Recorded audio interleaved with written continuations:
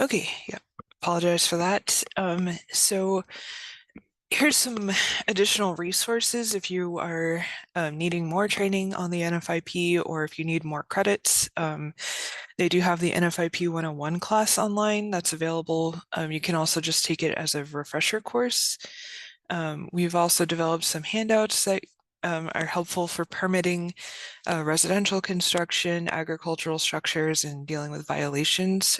So we have some violation letter templates and some other templates that are on our NFIP community resources page, in addition to our new permit template and the quick guide that we also updated.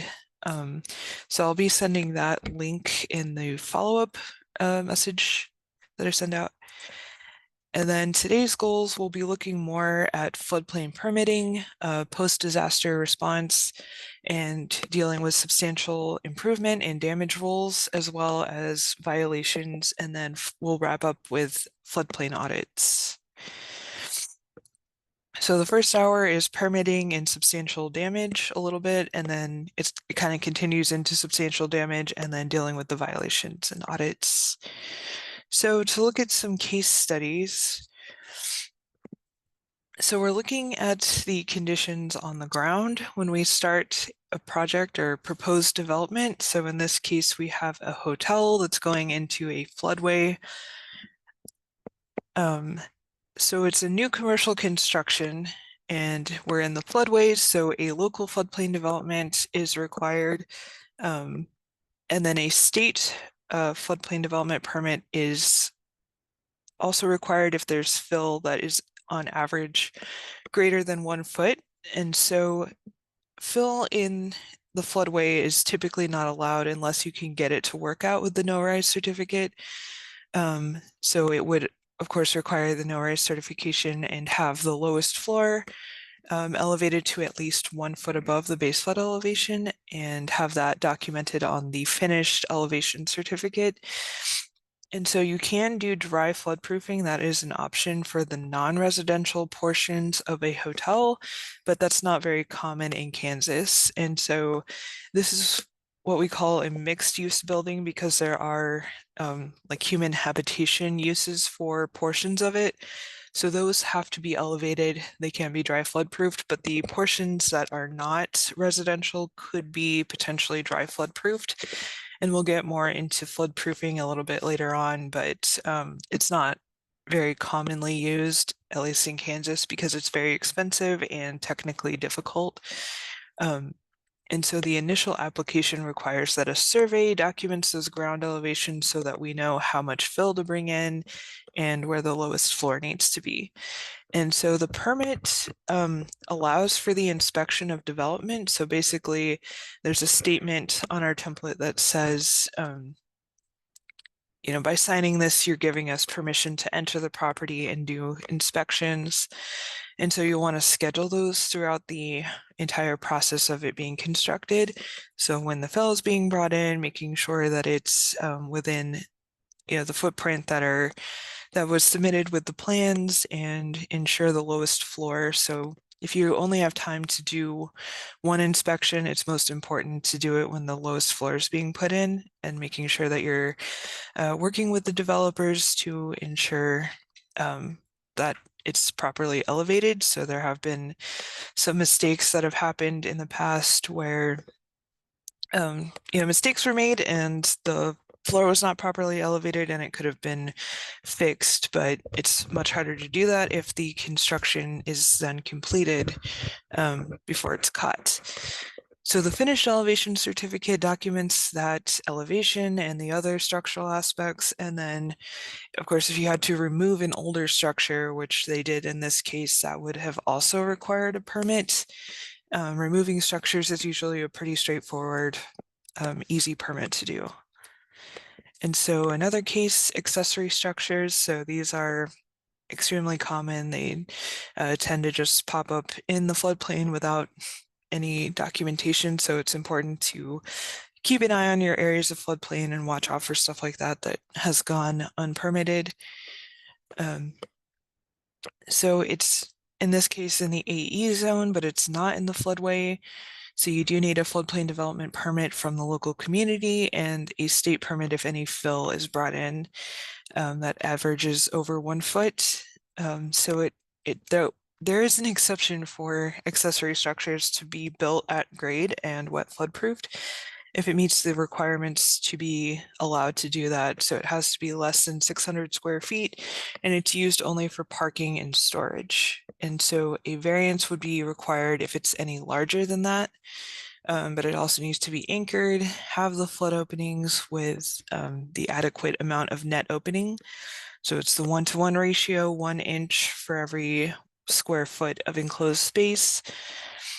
Be constructed of flood damage resistant materials, and then be wet flood proofed, or it has to be elevated to 1 foot above the base flood elevation like any other non-residential structure, and be documented with an elevation certificate in that case.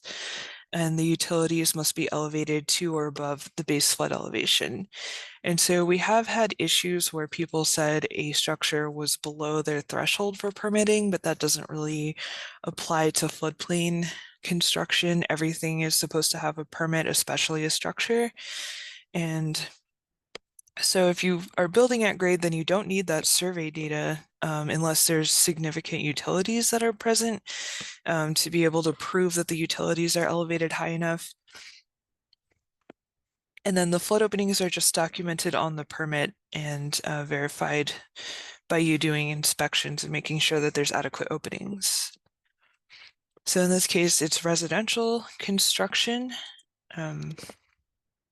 We're in an A zone in this case, so it's the approximate area, the approximate floodplain.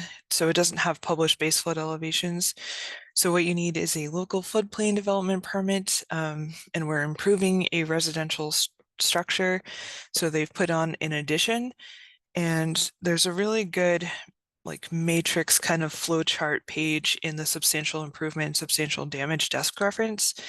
And that shows you what's required depending on the type of addition it is. So if you're doing a rehabilitation or an addition or other work, and depending on whether it's pre or post firm and whether or not it's a substantial improvement, there's different requirements as to whether only the addition has to comply or if the entire building has to come into compliance.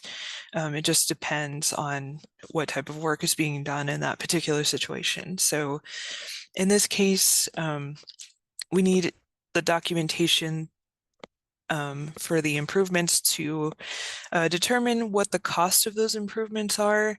And if it hits 50% or more of the market value for that structure, then it's considered to be a substantial improvement. And then the structure has to be brought into compliance with the local floodplain ordinance and document that with an elevation certificate. So it's kind of important to make sure that applicants or people that are in the floodplain, those residents know, where they are as far as that threshold and what they can and can't do as far as,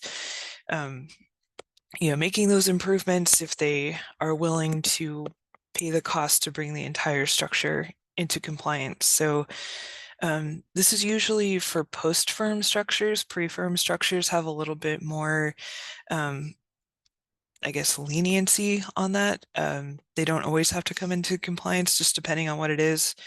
Usually if it's a non-substantial improvement, or if it is, they have to only bring the new addition into compliance. So in this case, the entire structure has to come in, and so it had to be elevated on the existing foundation.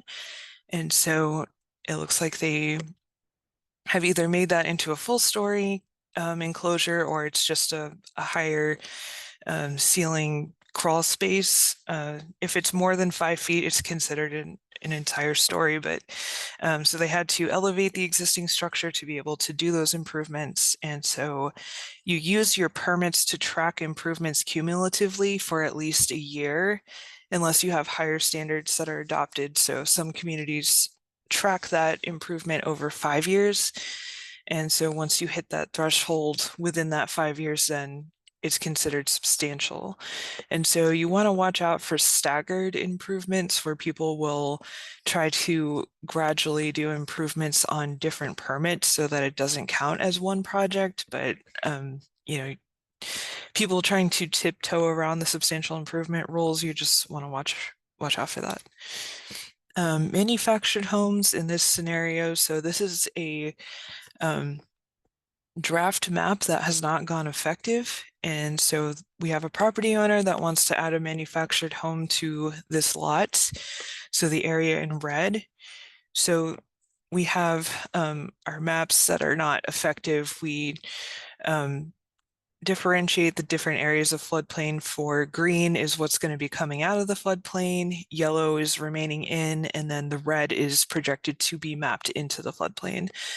And so this entire manufactured park is set to come into the floodplain. So what should you do as a community official when someone proposes to bring in a new manufactured home?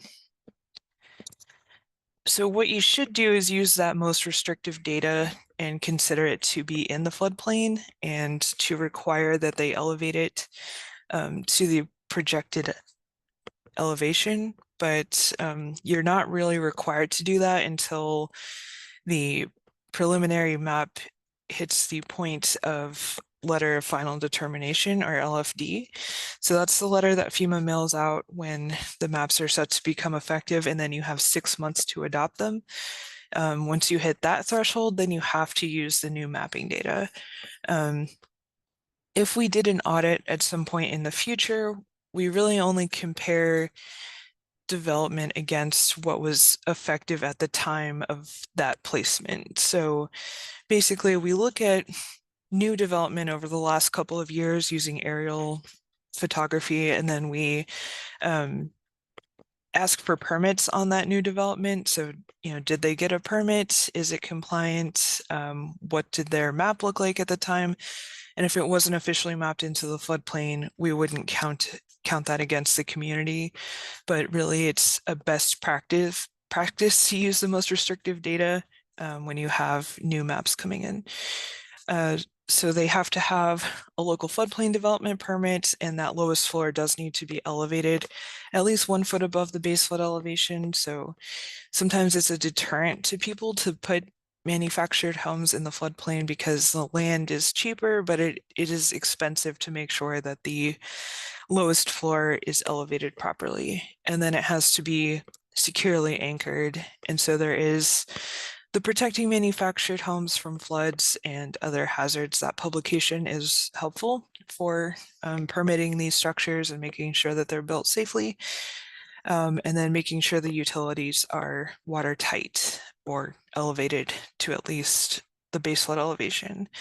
And so it would also have the same state permitting requirements as any other development for any fill that is used. And then it could also be triggered by the types of piers that are used, although I haven't really come across any examples of that. So agricultural structures, obviously very common here in Kansas. They have to be used solely for agricultural purposes, and that means the production, harvesting, storage, or drying or raising of agricultural commodities and livestock.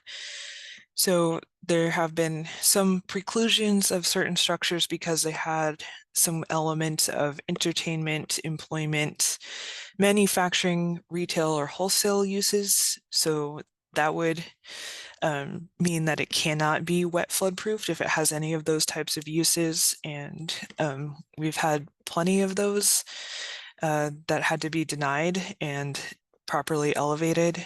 But we do have an exception for these types of structures if they are within the correct use, that they could be left at grade and wet flood proof if they're not going to pose a threat to the public health, safety, or welfare of that community. If the contents were to be flooded.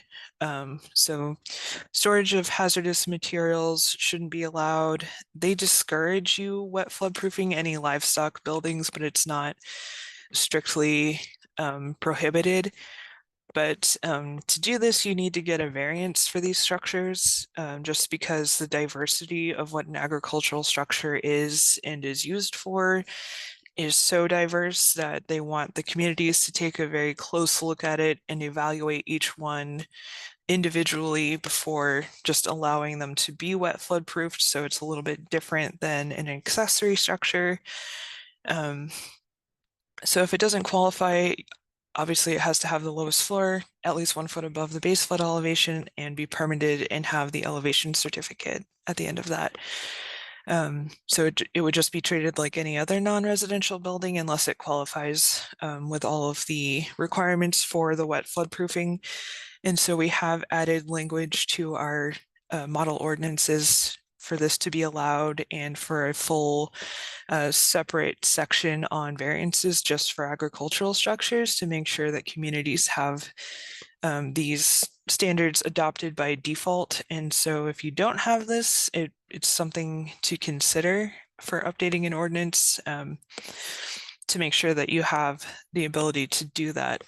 And the publication, the bulletin P-2140 is really helpful. They have more model language in there and a very detailed description of, how this should be done as far as wet flood proofing and that kind of stuff. So other developments that is not structural is usually pretty simple as far as the floodplain permitting goes. It might be other types of permits that you would have to get that make it more complicated, but like drilling and pipe projects, you just document that on the permit and then add a note that the site where those are being installed needs to be restored to its previous conditions to hold those companies accountable for, disturbing the ground. So we have seen where they've left large piles of dirt and debris and that kind of stuff without restoring the ground. So that's an important part of the pipeline projects. And so if they have 50 square miles or more of drainage or has the temporary stream crossings, then it does need a state permit. And so that's another part of the state permitting arm. So it's floodplain fill and then stream obstruction. So that's why. So you may want to pay attention to projects that could require a low MAR. So that would be if the project would be increasing or even decreasing the base flood elevations. And then it would have to have the low MAR, which officially revises the map. And so another common thing that we have are fences in the special flood hazard area. It's a simple local permit and they don't require any state permitting. However, if they're in the floodway, then they do need a no-rise to be completed. And so large privacy fences are usually discouraged in the floodway because they can be an obstruction. And we do have, pictures where large privacy floods or large privacy fences have caused additional flooding. And chain link fences are not a good idea because they can catch a lot of debris and cause an obstruction. So it's worth paying attention to what kind of fences are going into a floodway and talking with applicants if you can maybe talk them out of certain fences or consider a different type of fence. And then you don't need a no-rise if you're removing a structure from the floodway. That's fine. It's like removing an obstruction, and we've come to consensus that that would not be required. You can do vertical additions in the floodway without needing to get a no-rise. So as long as you're not changing the building footprint, it should be fine. So recreational vehicles in the floodplain, they need to remain on the site for fewer than 180 consecutive days or be fully licensed and ready for highway use, which basically means having a license plate and air in the tires. If they are there permanently, then they have to meet the same permitting, elevation, and anchoring requirements as a manufactured home. And so these are pretty common, as well as RV parks in the floodplain. And so We've suggested that those parks keep a log of how long certain vehicles have been there to make sure that they're not going over 180 consecutive days, or they will just, drive them around a little bit and, move them so that they can start that time period over again, which is fine. We just need to make sure that they are movable. And we do look for these in audits. We just, take pictures of them when we're out in the field as part of a check to make sure that they are meeting these requirements. So they do come up during audits. We just make sure that they don't become debris if there was a flood. Storing items in the floodplain is another very common thing that we encounter with people just storing old vehicles or even agricultural equipment in the floodplain. So we try to avoid that. And if something is not easily movable, then they need to be anchored. And easily movable is something that can be hauled by a pickup truck is typically the threshold for what's considered movable. And then if they're in the floodway, of course, they would require a no-rise unless it was there previous to the current map. And so violations occur when junk is stored in the floodplain, which is a lot of what we see in rural areas. In Liberal, a question was asked about storing mobile homes in the floodplain, and it turns out anchoring was the best strategy for that case because that's not something that's readily movable. And it's not low damage potential. Manufactured homes that are not properly anchored have caused a lot of damage during floods. So vehicles are something that's very common to store. And so we do have to deal with those. Storage containers are pretty common as well. So it's not considered an accessory structure unless it's on the same parcel of property as a primary structure and incidental to the use of that. So that's why we have like sheds on a residential property are incidental to the use of that house. And so it can't just be on its own. Otherwise it gets treated like a regular non-residential structure. And so it would have to be elevated or dry flood proofed, or really removal is probably one of the better alternatives. Or it could be a temporary structure. We have seen that and would be there less than 180 days. If it's on the same parcel and incidental to the use of that property, then we can consider them to be accessory structures and allow them to be wet flood proofed if they meet those requirements, the same ones as an accessory structure. And so it would have to be anchored, and most of them are made of flood damage resistant materials and then equipped with the flood openings. And so, yep. Septic systems in the floodplain, they're technically not allowed under the KDHE rules that are in Bulletin 4-2. However, the county sanitarians are the ones that are in charge of this because KDHE doesn't do permitting. And so the county is left to handle it, and they don't have any way to enforce this prohibition of septic systems. And so they often do end up in the floodplain. It's not against NFIP rules. Typically, it just says wastewater systems need to be secured and located so that they're not going to leach materials into floodwaters. And so it's very straightforward. Doesn't prohibit any septic systems. And so there's just some methods of installing them that, excuse me, that would help in preventing that from happening.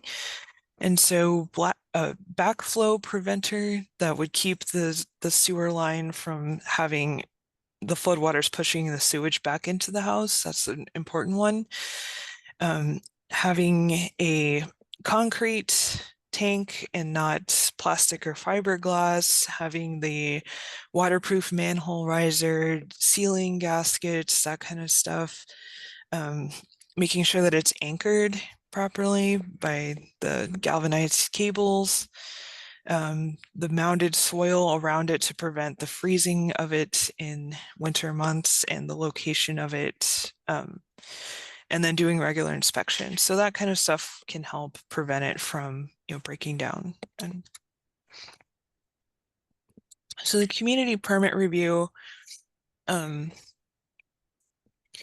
we do have a whole other class recorded on this, but it's the official authorization from the community that allows the applicant to proceed with their planned and proposed development. And so the communities are authorized through the state to regulate the floodplain.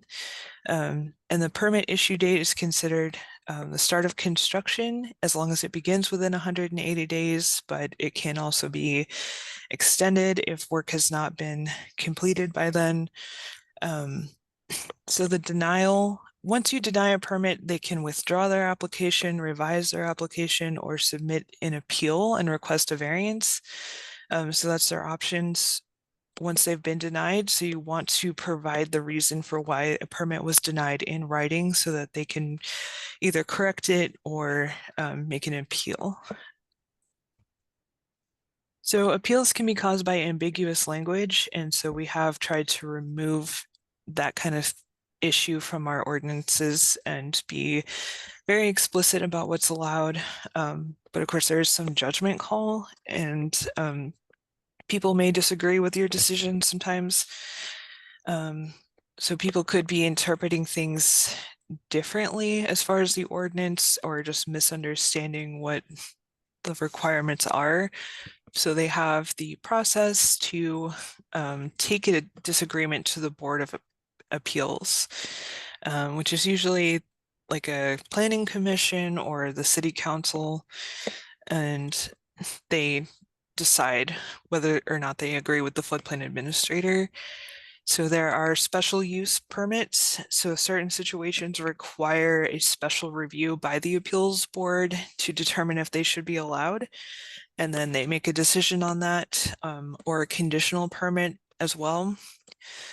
So a permit that comes with special conditions, and then the variance. So applicants have the right to seek permission to vary from the ordinance.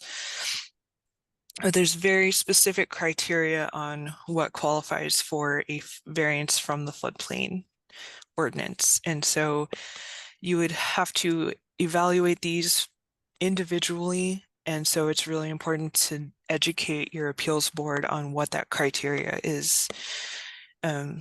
So generally, procedures for appeals, special uses, and variances are specified by state law. So as I mentioned, the Kansas state zoning laws do apply to this, and FEMA has this publication on variances in the NFIP from 2014. So this is P-993. And so you have to consider the NFIP criteria to make decisions. And when done properly, very few situations actually qualify.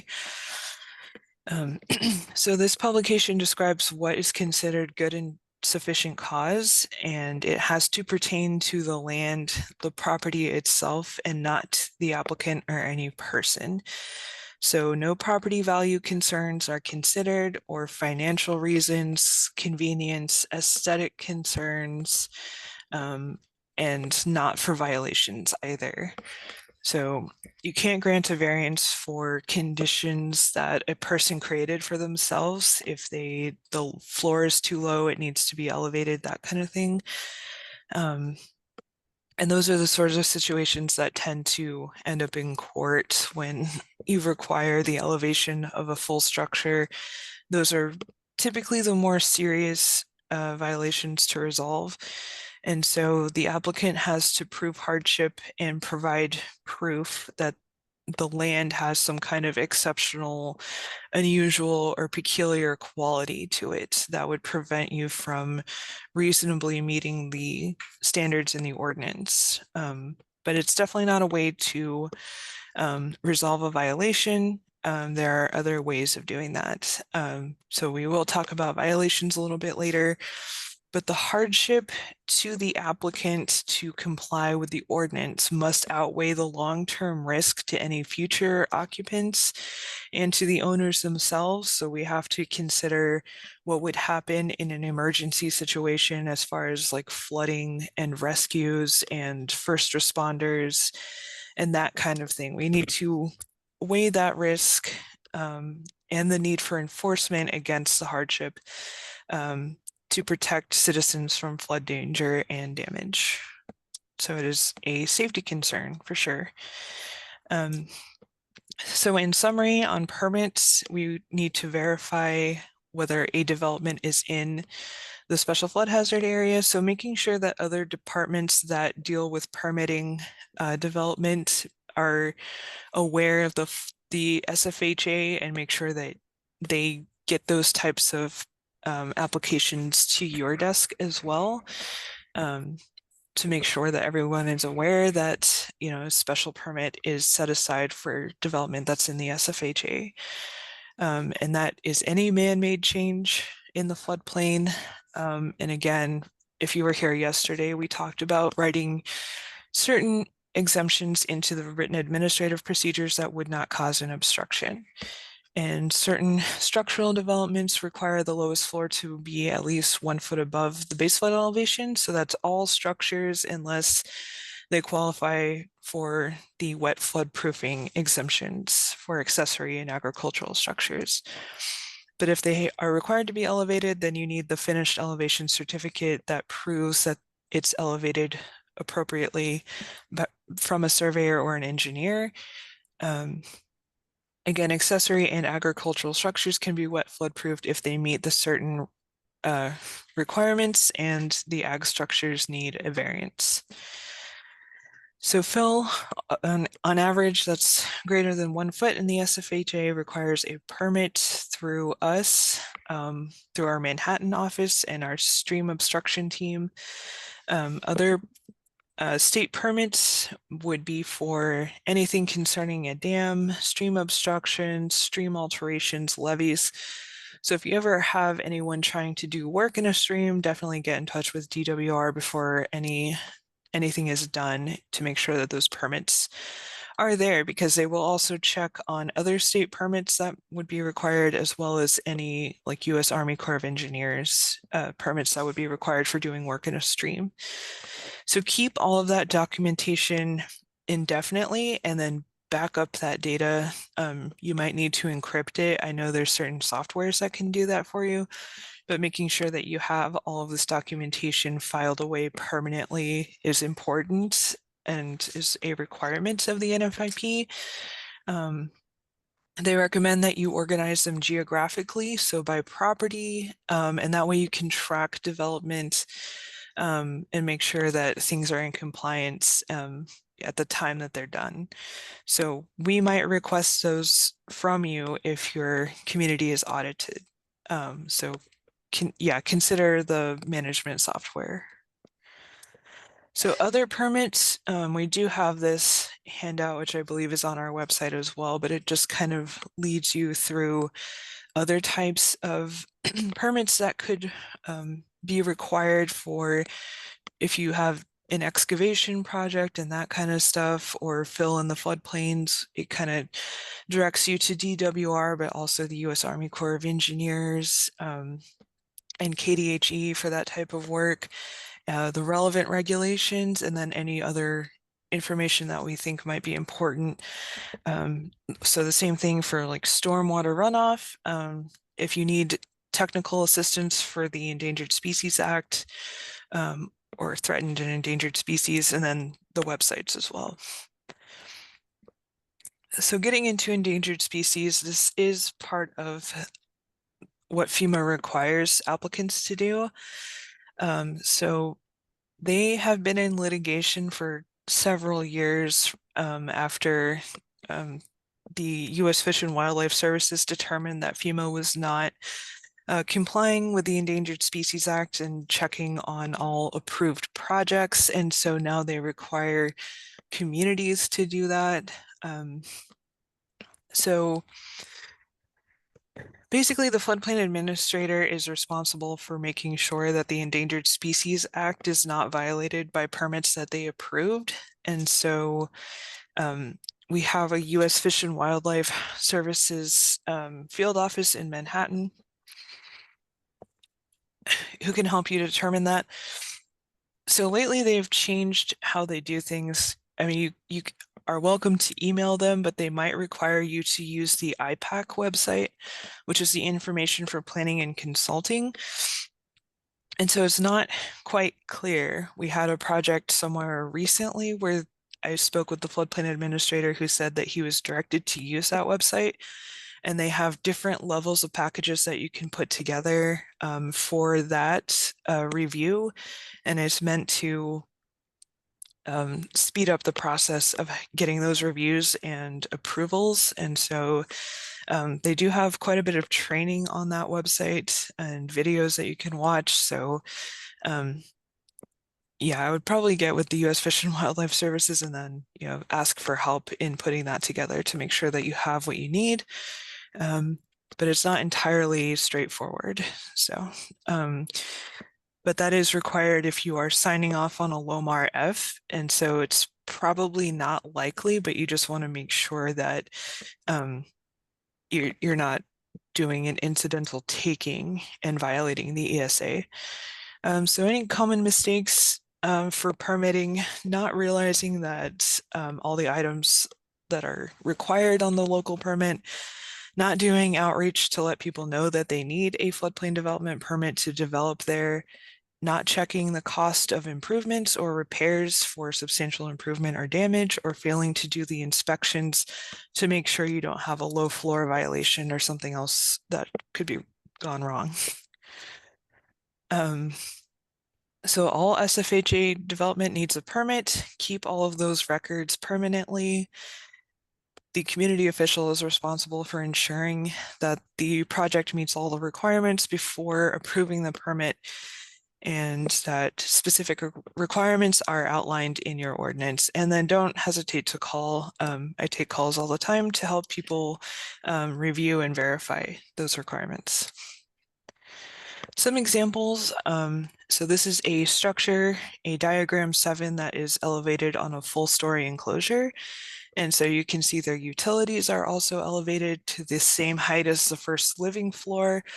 And so you can also see the high water line on the outside of that enclosure. And so this structure was actually submerged during a flood for, I think, a couple of months or something. And then once the waters receded, they were able to get back to normal with just minimum cleaning and repair.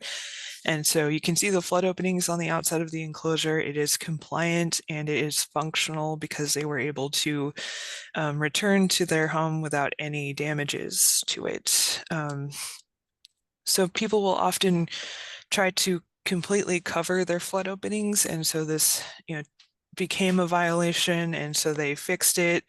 And then sometime later they recovered it. And so this house was kind of put on a watch list to make sure that they weren't doing that.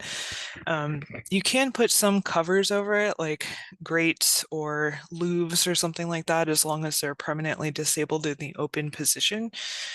Because they have to be able to work without any human intervention. Engineered openings are also a good alternative. And so those automatically open and close when there's flooding.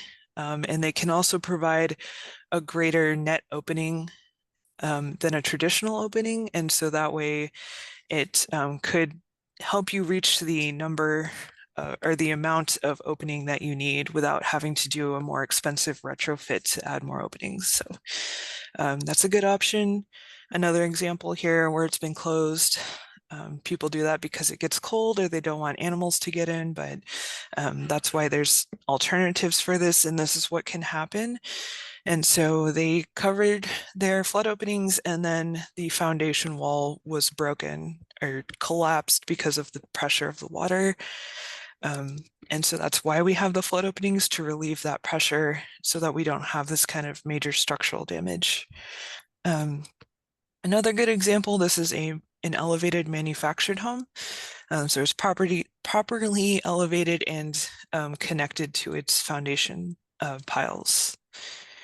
A bad example, this was a manufactured home that's in the floodway and it's not attached, it's just sitting on some cinder blocks. And so that was a violation that had to be corrected.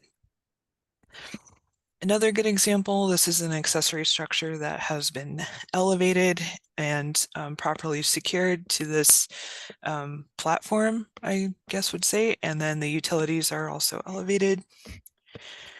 Another bad example, so you might have violations like this that violate other community ordinances and rules for doing construction, but this has just been kind of put together and haphazardly. It's certainly not elevated and it's not anchored either. So sometimes these types of violations are obvious to you. So floodproofing. Again, we do have a full class on this. So we have the two different types. It's a combination of adjustments or additions that of features to buildings that eliminate or reduce the potential for flood damage. So as we already discussed, wet floodproofing allows water into the enclosures of a structure or just into the structure itself if it's like an accessory structure. And so this is documented by permit and or the variance for ag structures. You might possibly need an elevation certificate for the mechanical equipment or utilities. And so while this is used for enclosures, it's not for any habitable areas of any structure. It can be used for accessory structures of 600 square feet or less, and then dry floodproofing, which we've brushed by just a little bit, is a combination of measures that make a structure and its utilities and equipment watertight and substantially impermeable to floodwater. And so this is a very technical process with a lot of structural components and having the capacity to resist those flood loads.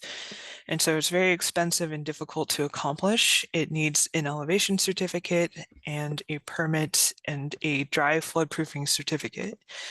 So it's not allowed for residential structures, although we do encourage some forms of, protection from floodwaters. It's not the same as dry floodproofing. So again, the wet floodproofing, you can use the non-engineered flood openings, which are just, the basic openings that may have a cover on it or not. Whereas the engineered openings have those moving parts that automatically open and close, and they are designed and certified by professional engineers. So they come with a certificate that that should be attached to the elevation certificate. And so they remain closed until the flood conditions trigger those movable parts, and it allows the water to move freely.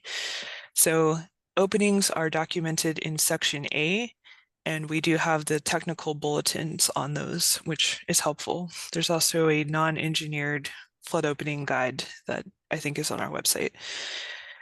So again, the dry floodproofing, technical bulletin 3 gives that information. And so they updated it, I think, in 2021. And they really expanded it from the previous version of that bulletin. And they broke it down into a 10-step design process.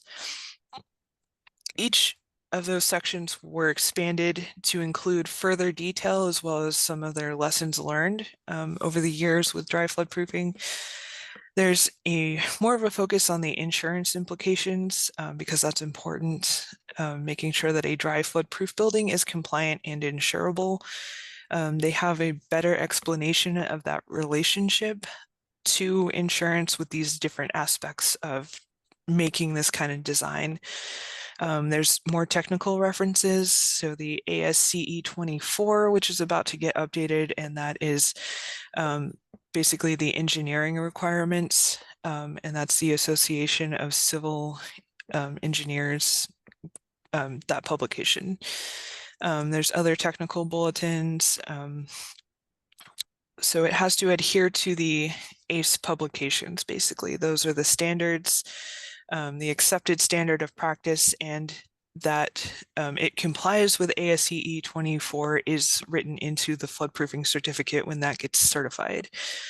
So FEMA has been on the trend of promoting building codes, which mostly we don't have here in Kansas, but we do have these minimum NFIP requirements for dry floodproofing. So it used to be just a very short bulletin, but now they've really again, gone into depth with those explanations, and they talk about these different techniques that are used to make a building watertight.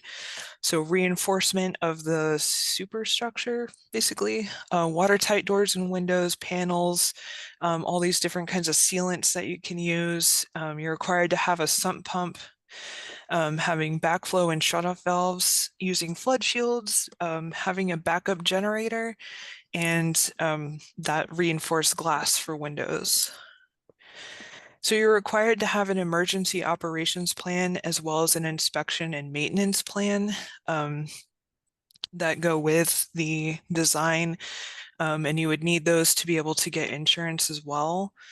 So FEMA is going to, review those and determine the eligibility of that structure for insurance. Many other technical bulletins would tie into that.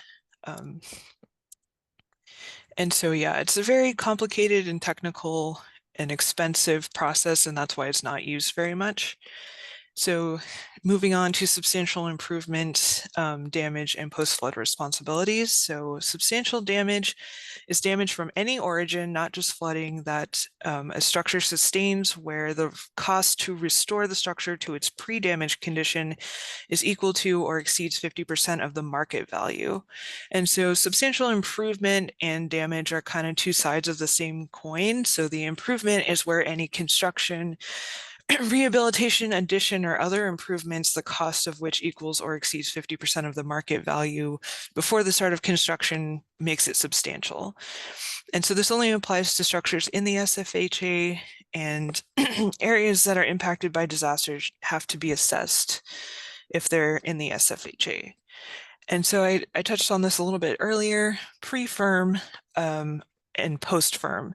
So pre-firms are older buildings, and that's why they're not usually elevated. They didn't have that risk data or requirements, and now post-firm buildings are new and should be elevating. So it's pre-firm if it was built on or before December 31st, 1974, or before the effective date of your community's first firm. And if it's after that, whichever is later, it's post-firm. So basically, if you're making improvements to a pre-firm building where the market value is $110,000, the after improvements, the cost is $68,500. So the total building value is then $178,500. So in this case, substantial improvement, they elevated the entire structure as they did those improvements. So that would be the requirement, is to bring the pre-firm structure into compliance with the current regulations and the current base flood elevation. This is a decision table that I had referenced earlier, this kind of matrix where they tell you, depending on the type of work, what is required. So rehabilitation, not substantial improvement. If it's pre-firm, compliance is not required. If it's post-firm, that work shall comply and shall not be allowed to make the building non-compliant. Whereas you have, for example, a lateral addition and rehabilitation that is a substantial improvement. If it's pre-firm, that addition is required to comply and the building is required to comply. So like in the last example, when they elevated the entire house to the current base flood elevation, and of course, if it's post-firm, also required to comply. And so this is just a good decision table, so you can kind of think about things logically and to see what requirements apply to that. Non-substantial improvements are considered, just minor improvements, less than 50% of the market value. So you can just simply permit that.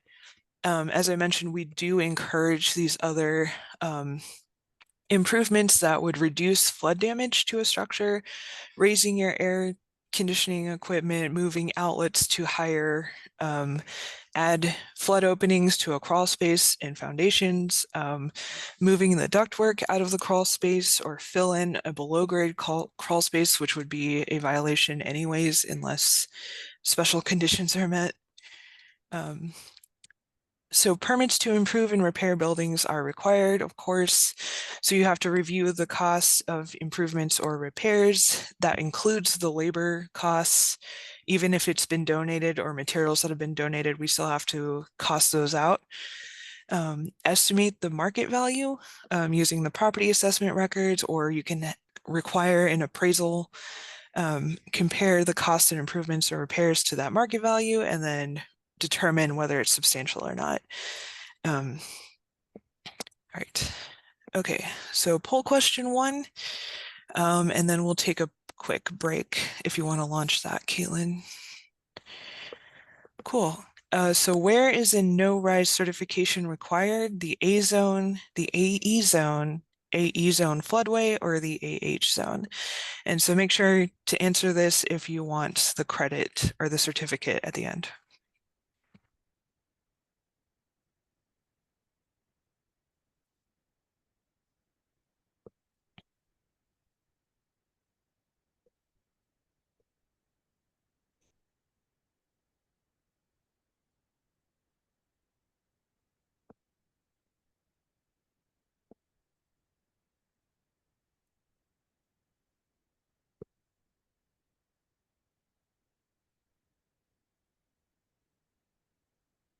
Okay, I think that's everyone except you and me, Caitlin.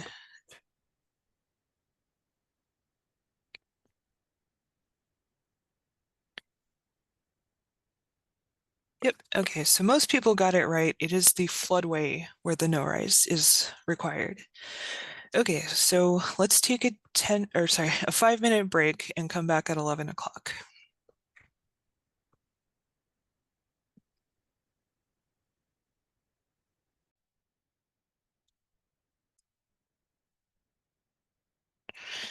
Okay, so again, we do have further training on this. If you want to go to our YouTube channel, which I, again, will send in the follow-up, we have post-flood responsibilities as well as a substantial damage estimator class, and FEMA also has training on that for their independent study course 284. So in the post-disaster environment, many GIS departments for cities, or they might work with CADEM, or in some way put together a map that tracks a disaster area. And so in this example, we have the Eureka tornado path from 2016. And so it's really important to get organized in the post-disaster environment. So putting together a list of addresses that are in the special flood hazard area, if you have that, and have those addresses mapped somewhere, then you can overlay your disaster area to see where inspections are going to have to be done. Because again, if you have a disaster, then those structures that are in the special flood hazard area have to have a substantial damage determination done on them. And so there's a lot of guidance on how this is done and how to organize the community. And it's going to depend on how much staff you have and the assistance that's needed. So we always help out, but we might be stretched thin if there was widespread damage through multiple communities. So making sure your next steps are appropriate to the size of the disaster and doing everything that you can to prepare before a disaster happens is really important. And so again, once we're looking at repairing damage, you should have already decided how you're going to determine market value. And so there's multiple ways and how you want to, there's different ways that you can do these types of determinations, and that is included in the substantial damage estimator tool that FEMA has put out. So as long as you pick how you're going to make the determinations and be consistent with everybody the same way, then you should be good how you determine the market value. But you compare the cost to repair to the pre-damage condition, not pristine condition, just how it was before the damage, to the market value. And then if that percentage of damage is equal to or greater than 50%, the damage is substantial, and you have to make sure that they bring it into compliance with the ordinance, which again is a very difficult part of the floodplain management, where you are dealing with a person that has suffered substantial damage to their home, most likely, and they are going to have to do additional improvement to it to bring it into compliance, such as elevating the lowest floor. And so it is difficult, but hopefully your leadership is going to back you on that, because those are the requirements of the NFIP. Every damaged building has to be inspected inside and outside. And so putting together a plan based on your disaster area in comparison to the special flood hazard area, how you prioritize according to the perceived damage levels. So you want to inspect the ones that are most medium damaged first, the ones that fall into that 40 to 70% range, because those are the ones that are very close to the threshold of 50%. Whereas you can then prioritize the more highly damaged, obviously substantially damaged buildings second, because they are not going to be able to repair that quickly compared to a more medium damaged level that is closer to the threshold. So the ones that could be or might not be substantially damaged, that's your priority. And then of course, low damage buildings are last. Those are your more straightforward permits where it's less than 50% and you just document that and issue the permit for them to repair. So again, all damaged buildings have to be inspected and those levels of damage documented. And so it's really important to be ready to go as quickly as possible, because people want to rebuild and get back to normal as quickly as possible, but we have to take into account these requirements. And so making sure that you get those determinations out quickly, and that those who are substantially damaged are bringing themselves or their structures into compliance, depending on what that would entail. So even if they're substantially damaged, they may already be elevated high enough, which is fine, but you are required to get that determination to them, and it's also going to make it a difference on their insurance claim, whether they can make the separate claim for increased cost of compliance. So if you have flood insurance and you're substantially damaged, you get an extra $30,000 to help bring your structure into compliance. So that's important. And there is a time limit on making that claim. So that's why the timing is important. And so you have to make sure it's safe to be able to enter structures and even walk around, because the post-disaster environment could be unsafe. There can be gas leaks and electric shock risk, that kind of thing. So you want to be aware of the hazards around you that are not normally present in that type of environment. Some foundations may have been destabilized during a disaster event. And then of course, sometimes animals may get into houses that have been flooded once those burrows and things like that have been flooded. So there's different hazards to be looking out for, and you should only start doing your in-person inspections when it's safe.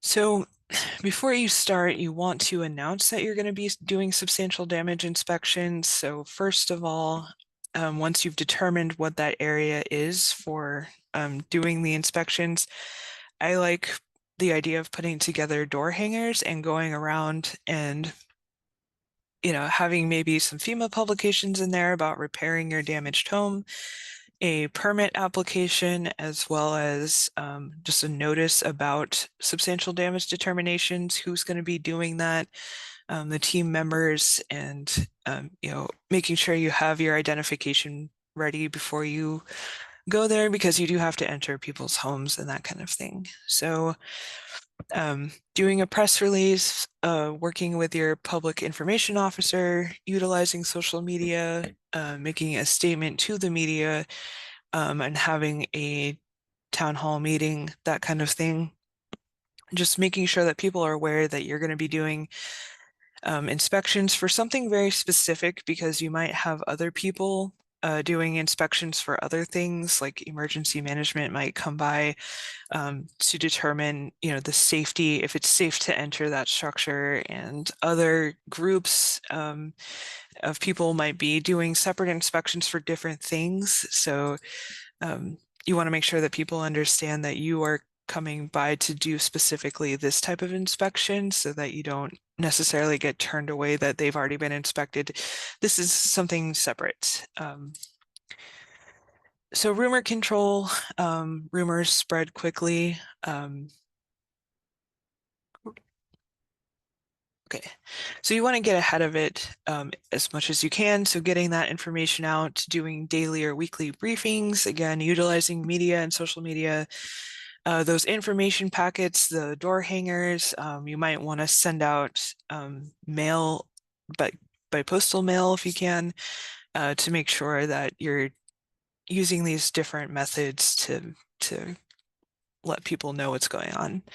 And that way you give them the factual information and they're not just running wild like they don't need permits or something like that. The door hangers, like, yes, you do need a permit, and I also need to do inspections before you begin that work and issue that permit. So again, sometimes it's obvious if something is substantially damaged. Again, if it's clearly less than 50%, we're looking at generally like the interior height of the water was a foot or less with a duration of less than 24 hours and low velocities. And so if you look at it and the structure, foundation, exterior walls, and the roof appear to be in good condition, it's likely less than 50%. And clearly more is the obvious exterior damage to the foundation or the walls or roof, that kind of stuff. It's likely over 50%.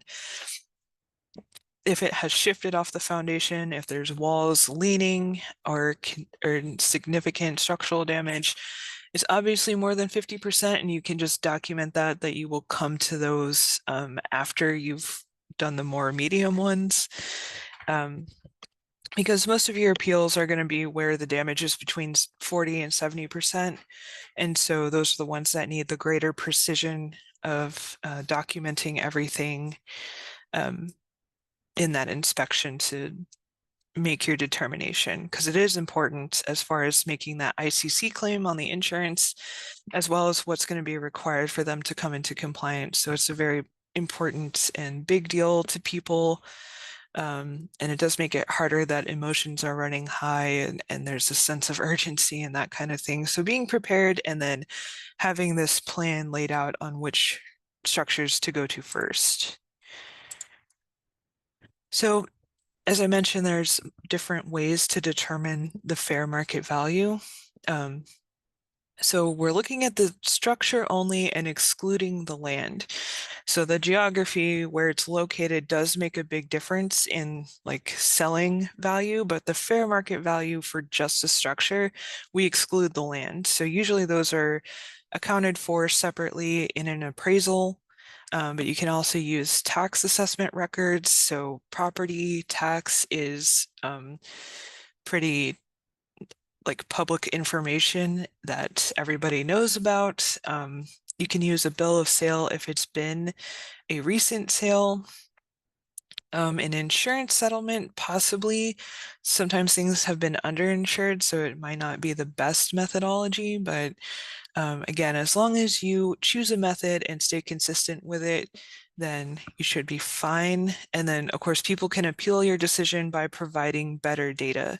So if you use the property taxes to determine that and they come back with an appraised value, which is probably the best method or the best number that you'll get is an appraisal from a professional appraiser, then they can dispute your determination, and then you can accept that documentation and then change your determination on the substantial damage. So just making sure that you have that appeals process in place.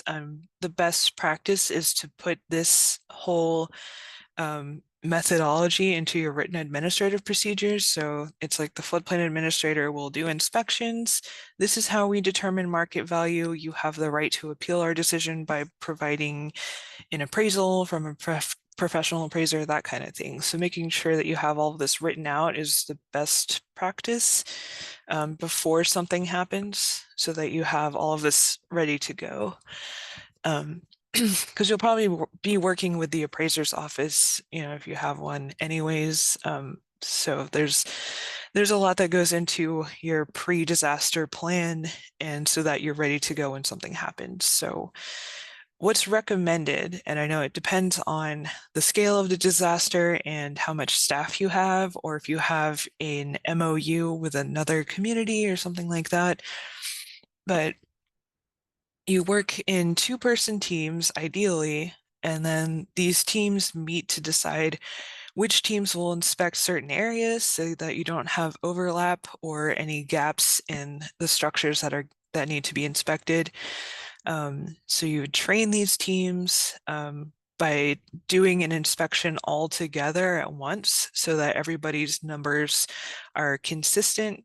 So if you come back and there's strange outlying numbers with certain teams, then you'd want to, correct that to make sure everyone's on the same page, have everyone's contact information, and for the floodplain manager, you might need to gain permission for entry for certain places. You want to wear identification. So if you have a shirt from the community that has, the community name on it and any badges or name tags, that kind of thing, to make sure, people have already been notified that you'll be doing an inspection. And then when you show up, you are easily identified as, working with the floodplain management office in your community.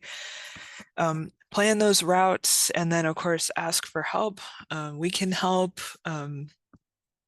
I know like county emergency management is often helping in communities that are, within those counties, and just, make sure that you have the help that you need. FEMA might help in recovery, but we can't really count on that. I think we've really only seen it once, but KDEM is likely to assist with that as well. Yes, okay. So what you'd want to do before you start the inspection is to make sure that it's properly identifiable in field photos. So you want to put the property address and then take pictures from the front door, probably a picture from the yard where someone's holding the sign so you can clearly see the address. And that way, when you get back to the office and you have all of these photos as you're organizing data, you don't get things mixed up and properties mixed up. So you take a small whiteboard or something like that with you into the field so that you can clearly identify that house for your field photos. If there's no property address for a new building or certain rural areas, you can use a temporary ID number. And so the SDE best practices and the field guide have really detailed descriptions of how this can be done and the different methods of keeping things organized. You'll want to have the date on there, which team was doing this inspection, and at least 2 pictures that identify the building. And so again, those other publications and our other trainings really go more into depth on organizing and conducting inspections. And so identifying which structures need to be assessed. So the newspaper and media pictures can be a good source of information. You can look for these piles of debris outside of a building. So looking for carpet, insulation, sheetrock, construction dumpsters are a good indication. Okay.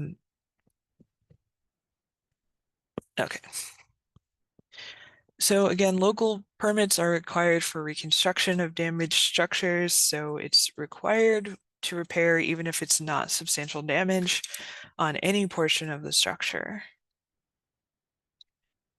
And we're likely to conduct an audit around 1 year after a disaster to assess your disaster response and help you to correct any deficiencies or do retroactive permitting and that kind of thing, which again, important why it's good to be prepared and making sure that you're as ready as you can be for a disaster so that we don't end up having to do enforcement actions after the fact during an audit where a structure would have to be elevated when it should have been elevated in the first place. That's not a good place to be. So again, if damage is this bad, and obviously substantially damaged, this manufactured home is completely off any foundation and has broken in half on the tree line during a flood. Um, you don't need to do the entire damage checklist. There's really no point. You would just, have those identifying pictures for that address, and then, documenting how severe the damage is, and then just, saying this was 100% damage, basically. This was from Manhattan. Um, it actually turns out that this manufactured home was not anchored properly, so that's why it just floated away during a flood and then snapped in half on the tree line. So important why you should have, these structures properly anchored and elevated, and if they're not, and this happens, to document it as 100% substantially damaged. And then you do have to still send the determination letter to the property owner, and you can keep that summary basic and document that the elements are 100% damaged, and obviously puts them over the 50% threshold, where anything they put back in place on that property would be new construction.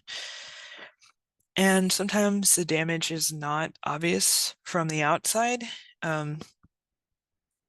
So you can't really see that, but the notice on the door lets you know that it's not safe to enter. So what happened is there's a stream behind this property.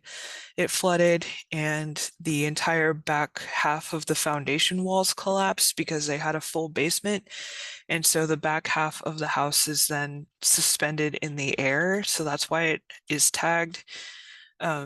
So the first steps that you do when you are determining the areas of disaster, and you have, that map that's getting created, hopefully, you do a windshield inspection. So you're driving through the areas of the special flood hazard area to get an assessment of which structures to prioritize, your most medium ones, and then the highly damaged ones, and then lastly, the low level damage.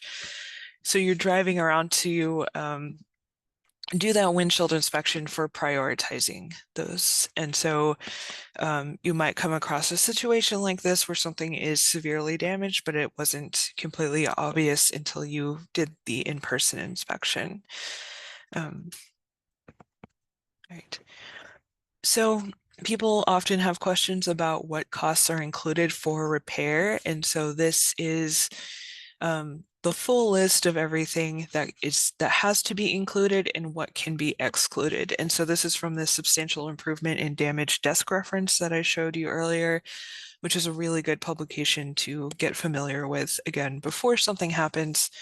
So we do have to cost the labor.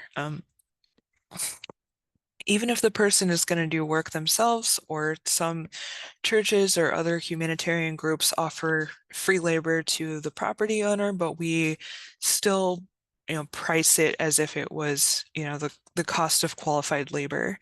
So that has to be included in your determination. Any excavation or filling, demolition costs of construction, debris removal, all of those things. So most of the stuff that's just part of the actual structure. So nothing landscaping or outdoor lighting, that kind of stuff. It's the utilities that service the equipment, built-in appliances, all of those structure finishes, the foundation, walls, roofing, hardwood, tiling, linoleum, all of that has to be considered in the cost to repair.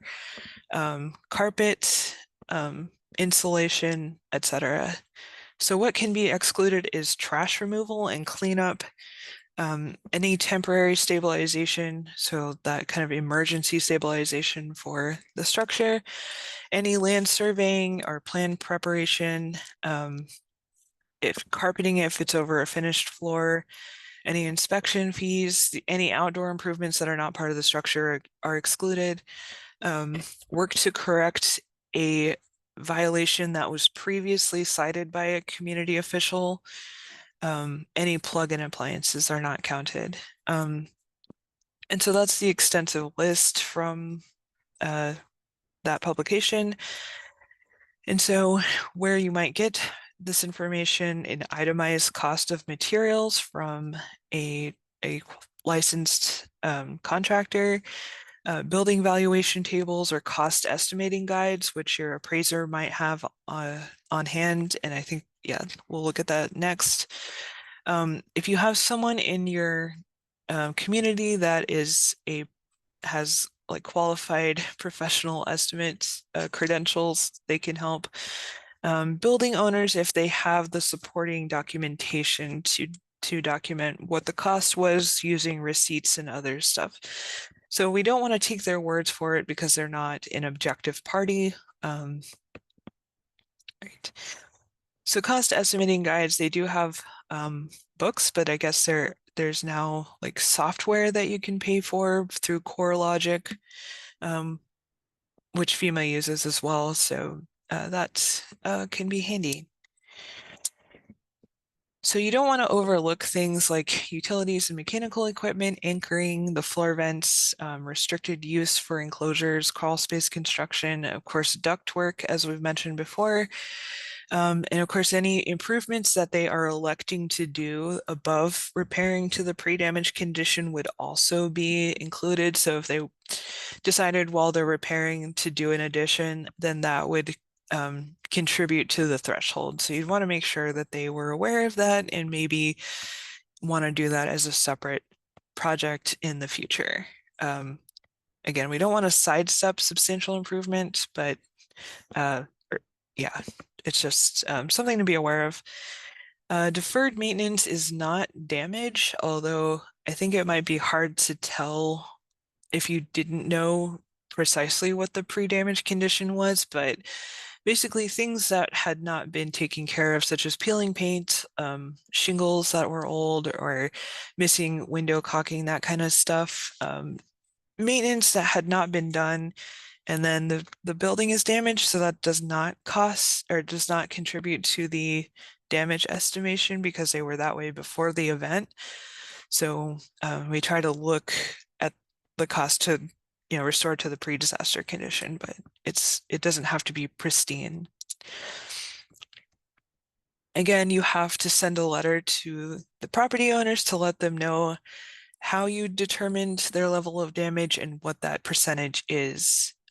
So the SDE software generates a report that you can attach to the letter that kind of goes through the different elements and the individual percentages that you gave those elements, like for the characteristics in the structure.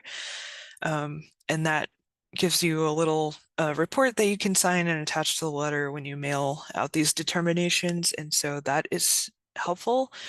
You're not required to use that software, but it is a free tool that helps you organize all of your properties, and it creates a file for every determination that you do. So that's helpful. We recommend having your property database put into that tool before something happens. And that way you have all of the list of addresses that might have to get assessed depending on the scope of the disaster in that database. So it's a helpful tool, but the letter should state what the source of the damage was, when that occurred, the code citation about substantial improvements and damage, the permitting requirements, how to appeal your decision and send it certified mail or a mailing affidavit, and then the substantial damage handbook with the letter template is in there. So we do have a post-disaster manual, like assessment packet that we put together, and that is on our website, but it has template letters for substantial damage, non-substantial damage determinations, whether it was a flood or not, and it just basically has tips on dealing with substantial damage. So the quality of a good letter, again, the cause of the damage, permitting, percentage, what the requirements are, basically everything I just went over. So the appeal process and what the deadline is for that, contact information, probably information about making an ICC claim to make sure that people are aware of it and the timeline that they need to get that submitted for that extra $30,000 for coming into compliance. Definitely letting them know if they have to come into compliance, what is required for them to do that, like elevating the existing structure, and that you'll withhold the certificate of occupancy. That's a good way to ensure compliance, or maybe what some of the enforcement actions would be if they didn't come into compliance, and that kind of stuff. Just having them fully aware, full disclosure of everything. Again, you're likely to get disputes over determining someone to be substantially damaged or not. So if they are disputing your decision, here's what you can use for the cost of repair from an objective source. A licensed general contractor is typically the preferred method. A professional estimator, insurance adjustments, disaster damage estimate groups, or instead of the damage, look at the valuation. So again, you can put all of that in your written administrative procedures, what you're going to require to resolve an appeal and amend a decision one way or the other. Again, sometimes people want to be substantially damaged so that they can get that extra $30,000 to come into compliance and that kind of stuff. But so again, you want to keep copies of all flood-related documentation, a copy of your assessments. So again, those can be saved in the SDE software. You could export them and then keep them on file with your each of those properties and keep it with their other documentation. A copy of the permits that you've issued, your determination letters, the elevation certificate or the other as-built certifications.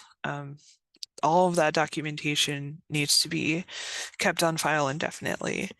The inventory of flood damaged structures, the floodproofing certificates, if that applies to dry floodproofing for non-residential structures, all of the photographs that you took post-disaster with the teams doing the inspections, any maps that were generated for disaster inspections with that layover map, any appeal documents in those decisions. Again, this is probably the hardest part of being a floodplain administrator, is dealing with the post-disaster recovery. And when you're likely to have a case that may end up in court, and having very emotional property owners and that kind of stuff. So again, being prepared beforehand is important to ensuring that you're able to recover effectively. So again, this is free classes through FEMA. You just register an account and you can take the substantial damage estimation for floodplain administrators. And then there's another one that just, I think, goes over the tool. It's been a while since I took these, but you have two classes here that you can take for free. And they do offer a little bit of credit as well for, your CFM, if you have that. Yep. It's like a 4-hour class, but they give you like test data, like sample, property information so that you can go through the tool and do kind of a mock estimation, and it familiarizes you more with the tool. So I highly recommend using it. This is what the tool looks like. So you download it and you open it to this. And so you see where it says add new property. So you can add in all your SFHA properties and have that database in there. And then you can start new residential assessment or non-residential assessment, and they have you look at different elements for each one. So they separate them that way. And then you can add the number of stories, when it was built, and all of the individual characteristics of the building, the square footage and stuff, and you can determine market value that way, just using the tool and estimating it through that methodology. Or they have a setting where you can just add in appraisal data or something like that. So just manually enter it. They have those different methods that you can use, so it's very handy. And there's a user manual that is stored in there under the help tab that you can use anytime. And again, there is a field guide on this. So it's SDE, the 3.0 version, that's the most updated. And then you just download it. Again, it's free software, and it has two versions. So you have a standalone where the user of the host computer can access the database, or you have a client server where multiple users can access the same database. Once you have your network drive mapped appropriately to that location. So it's useful software. Again, it's not required. It's just something that FEMA, put out there to assist floodplain administrators with doing these assessments. For individual structure determinations, it's often simpler to just use a contractor estimate. So if you had someone with a house fire, so it's isolated to just one structure, then it could be simpler to not use this tool. I think the tool is more so aimed at post-disaster type recovery, but you could just have one house and get a contractor estimate and just compare that to the fair market value of the structure. Obviously, it's a lot easier to deal with this kind of requirement if you only have one or two structures that need to be assessed. And so I think this is from either the user manual or it's from the field guide and best practices, but basically what the limitations of this tool are. So it does not provide exact values for the element percent damaged. So you have to enter what you believe the percentage is based on what you're seeing on the interior and exterior, but there are complete descriptions towards the end of that document in the field guide. It's like, here's what to look for and about how to estimate the percentage damage. So it does give you guidance on how to quantify those things. And because of the three options for determining structure value and damages, the determinations, so the final percentage depends on your input and not the tool. So providing a consistent method for determining substantial damage or improvement on a community-wide basis. So that's why they're saying have that consistent method ready to go. And then the benefits of it, it's a formalized and organized approach to doing this, keep everything straight. You can add the pictures in there to each assessment. Reasonable and defensible way to make determinations, and people can appeal it, but it's defensible. Demonstration of compliance with the NFIP, so it will check out with us if we eventually do an audit. It's FEMA accepted method for doing these determinations. It generates that summary report that can be included with the determination letters that you send to structure owners, so they can see in a documented way how you came to your conclusion, and they can be used in support of that increased cost of compliance claim. So data management and quality assurance, basically. If you have your own method that's established in your community, that's fine as well, as long as you are meeting all of those requirements. Again, the desk reference, and then if you use the SDE tool, the user manual and field workbook. And then there's also, like a best practices, much shorter document that just kind of gives tips on taking pictures and organizing things and that kind of stuff. So highly recommend it. Yeah, I think I left this in here. I had planned for the next poll question to be at the end. So just a little bit more information on ICC. So again, an insured homeowner may be eligible for up to $30,000 to help pay to bring that structure into compliance with the requirements. So if you elevate on your lot, you have NFIP insurance that includes that coverage. The building is in the SFHA. The community has made that official determination that it was substantially damaged, and then you act quickly to process all the required paperwork. So again, there is a time limit on being able to make this claim, which is also dependent on you making that determination. So that's another reason why mobilizing as soon as possible, as soon as it's safe, is really important. Okay. So just an example of an ICC project. So obviously this structure was substantially damaged in some kind of an event, and then they had the $30,000 to contribute to elevating on this crawl space, is what it looks like. And it came out pretty nice, and of course it's a lot safer, so that's good.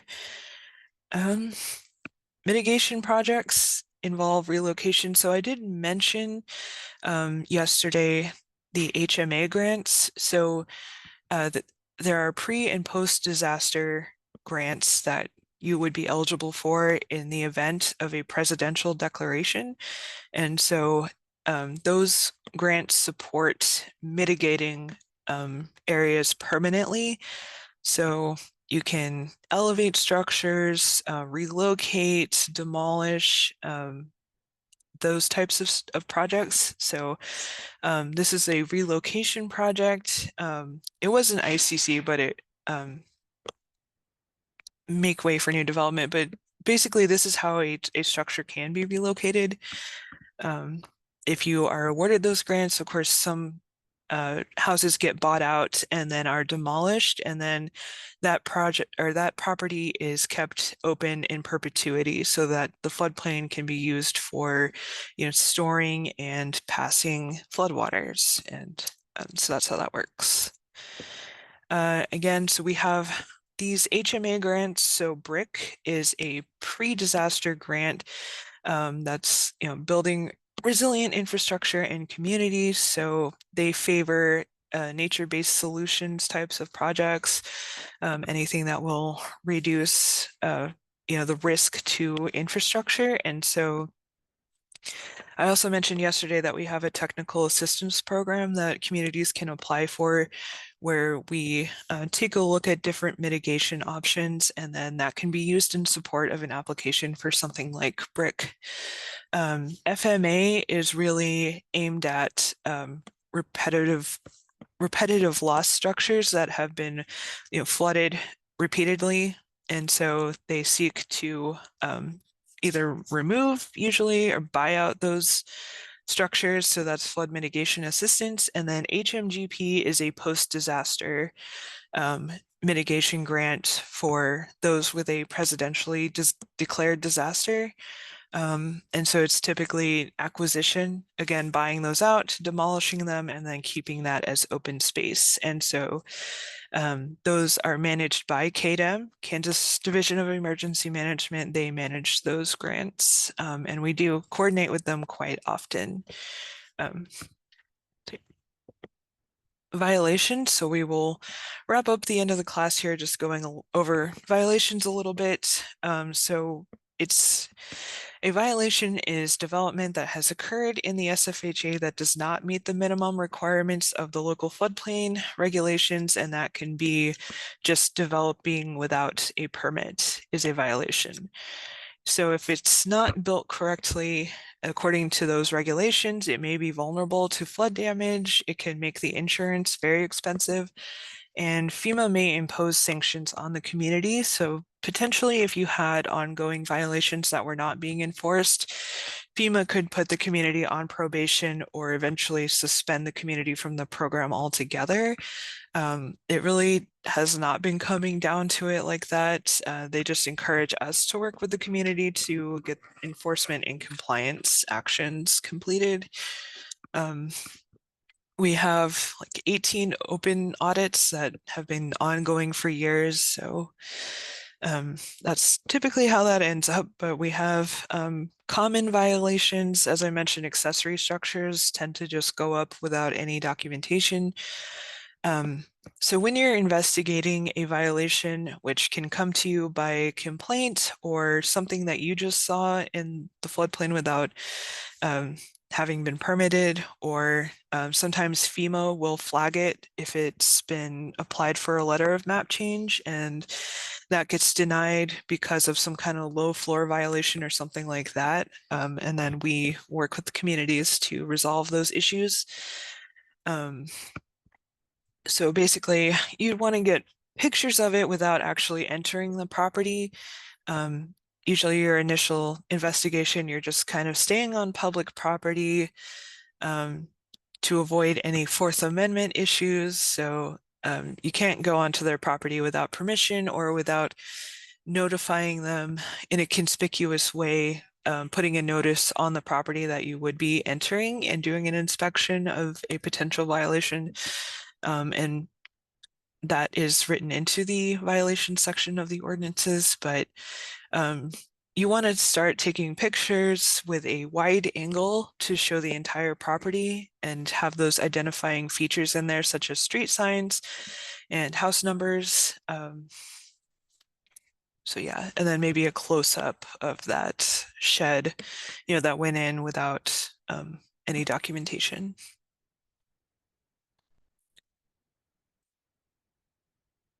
Okay, so yeah, things like other landmarks like a fire hydrant in this case, again, street signs, any unique characteristics that would help establish which property it is. And of course, as I mentioned, stay off the property. The Fourth Amendment to the Constitution is illegal search and seizure. Yeah, unreasonable searches. Basically, if you go anywhere on the property, that's considered curtilage. So like even the driveway, the surrounding areas of the property are protected the same as the inside of a house. So it basically has the same protections as, a breaking and entering. So you would be trespassing, unless of course you're following the instructions that are in your violation section about notifying people, getting permission, and or putting up a notice. So if you are confronting a property owner in that way, if you have to enter the private property, it's best to do it in teams, or if you have a relationship with the police department, getting an escort or something like that, just for safety purposes. Low floor violations, again, construction process where technical errors have occurred. Inspections are not completed during the process of construction, so it's not caught until the building is finished sometime in the future. Or a property owner may try to finish an enclosure and turn it into living space, which is why we have non-conversion agreements that can be signed with a property owner that is kept on the deed for enclosures. So yeah, ideally, prior to the issuance of a permit, an elevation certificate is submitted that shows the proposed low floor elevation. So an under construction elevation certificate, if you require those, then it would perhaps help eliminate potential violations. When the lowest floor is going in, it is important to do an inspection to make sure that everything is elevated properly. And then you should get the finished elevation certificate before issuing a certificate of occupancy. So I have seen that work as a way to get people to correct the violations, because often they can't even get utilities without that certificate of occupation. So, or occupancy, sorry. So if you do have a low floor elevation, they can elevate in place on the existing or new foundation, or they can internally elevate, that to make sure that the lowest living floor is elevated, or they can convert the lower floor into an enclosure, or, FEMA has different methods of recommending how to retrofit a house like that. But again, this is very difficult to get compliance on. A stop work order. So you can issue these when the work is in progress and there isn't a permit, or the conditions of the permit are not being followed. So you do have this option. They get utilized when you notice that there's construction going on that is non-compliant.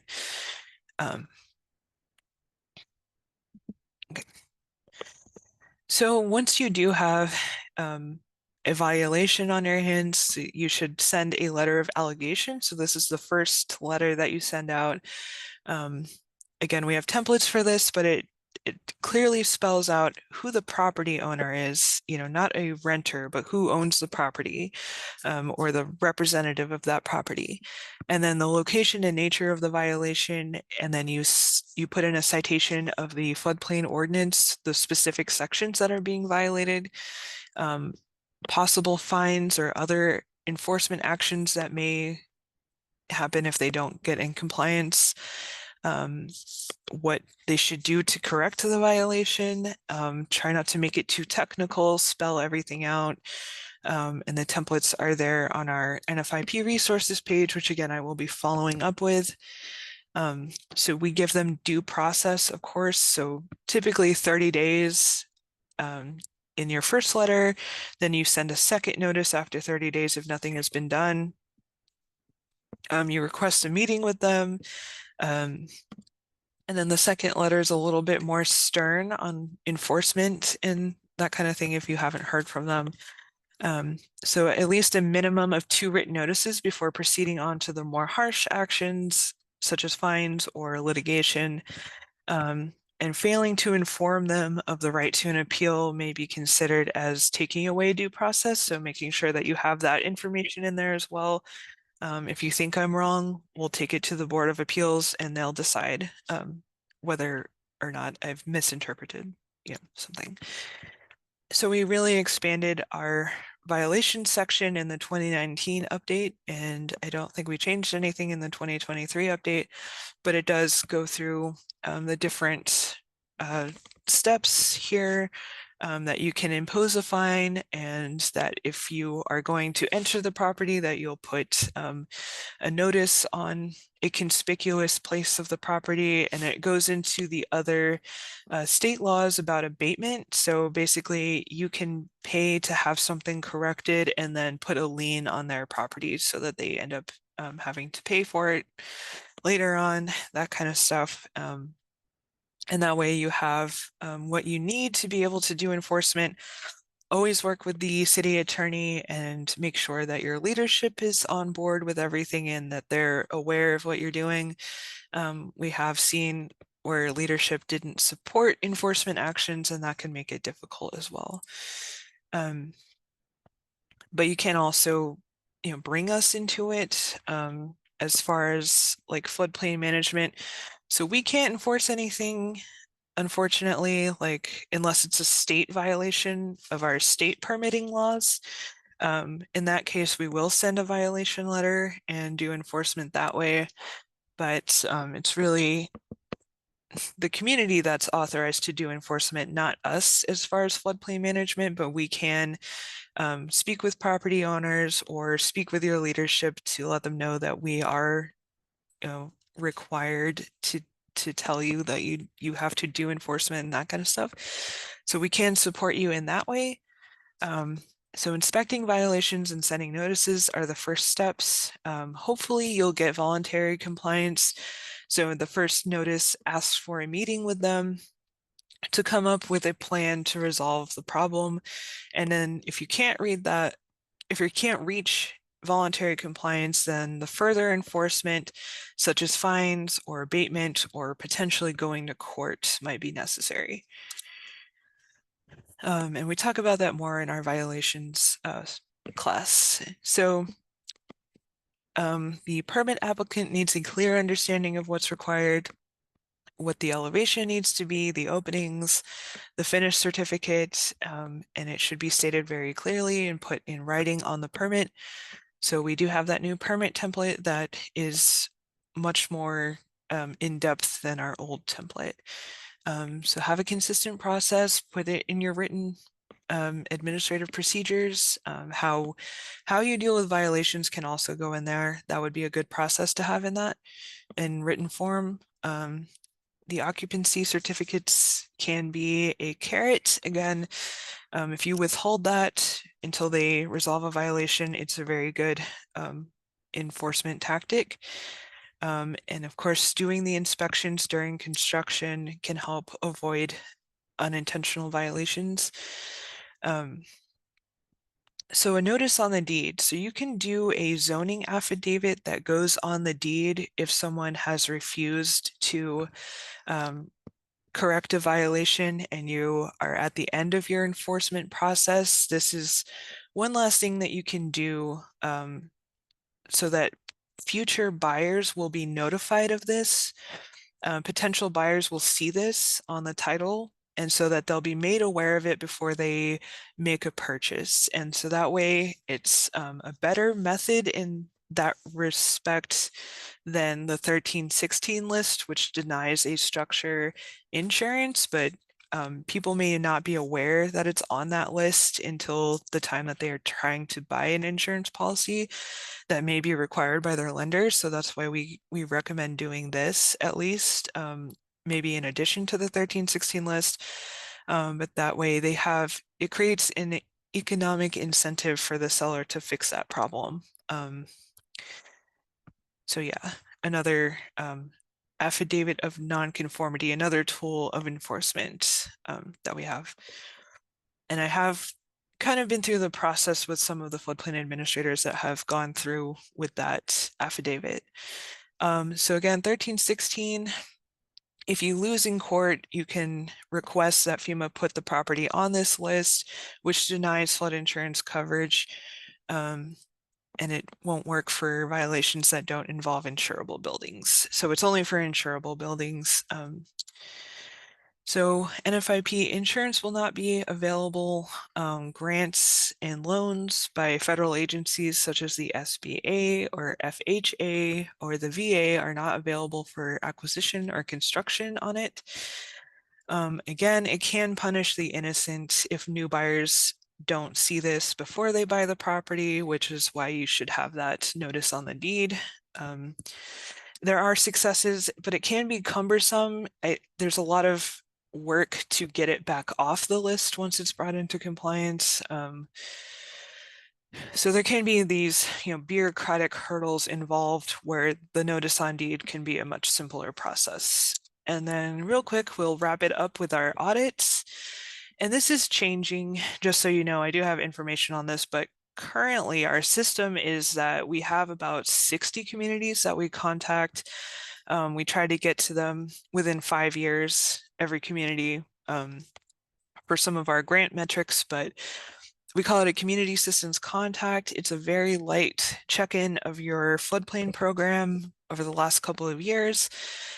We just kind of go through a list of questions to see how you feel about your program, how you feel about your maps, if there have been any variances issued, how many permits have you done.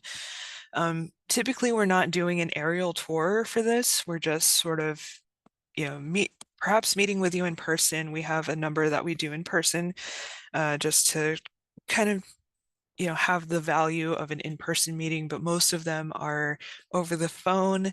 And we just sort of want to get a feel for your understanding of the NFIP rules and give any assistance that may be needed. And then the more fleshed out CAV or community assistance visit is more of the audit.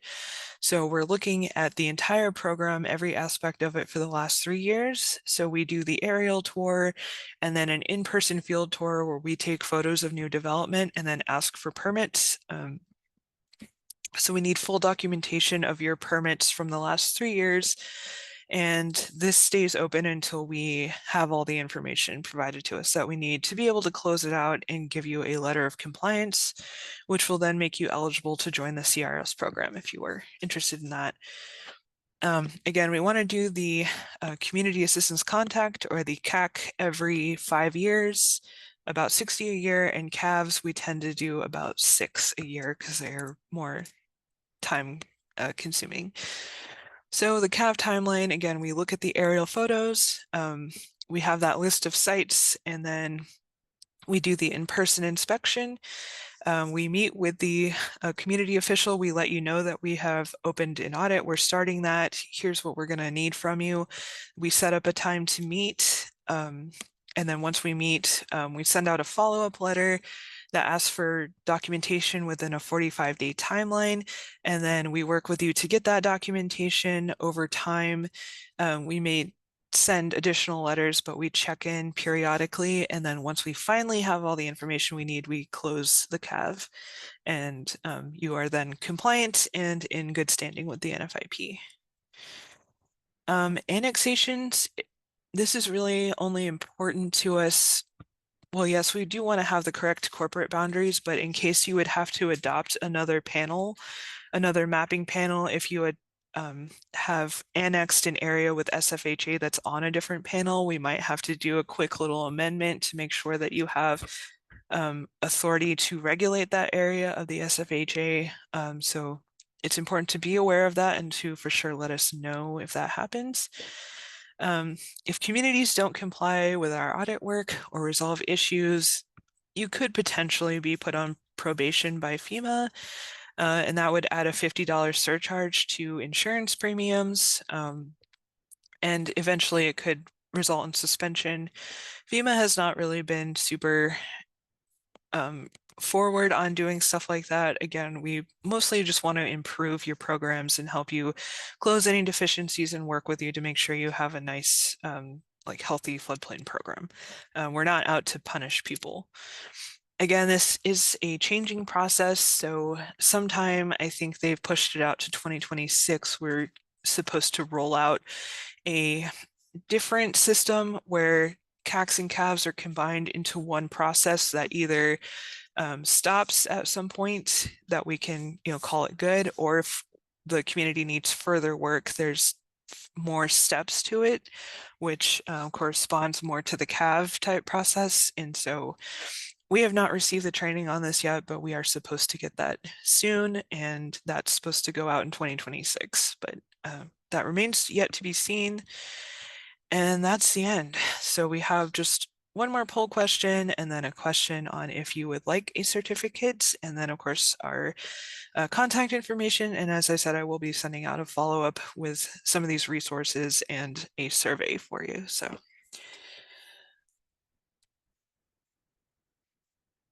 which of the following statements are true?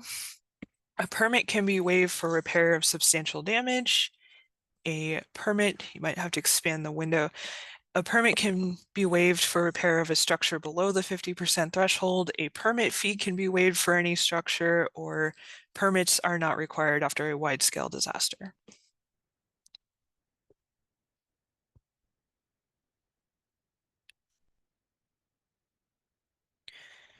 And be sure to answer if you want a certificate, because I can't send them out unless you answer. It doesn't have to be the correct answer, but as long as you submit an answer. And I can stop sharing my screen, and it looks like we may have some more stuff in the chat.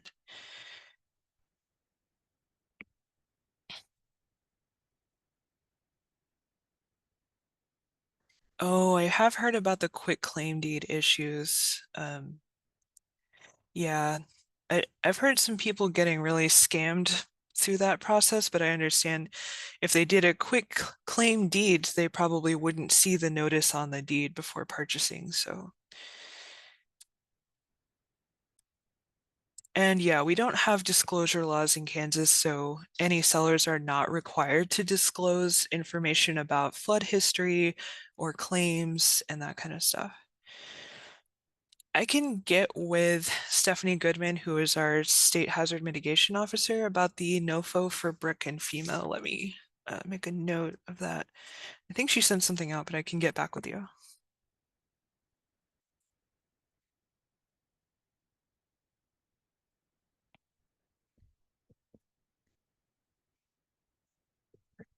Okay.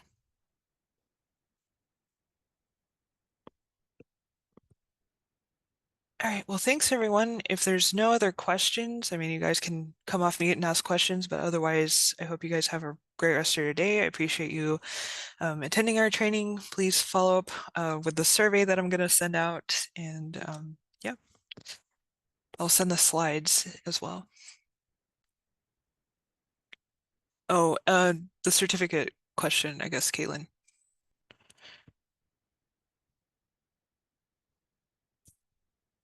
So yeah, let us know if you want a certificate, and I will get those out in the next couple of days.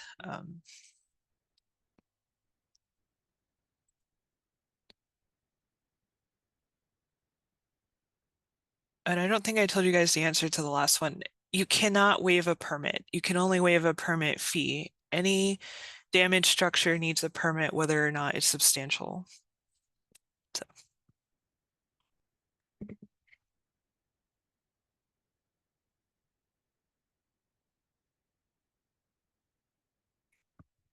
all right.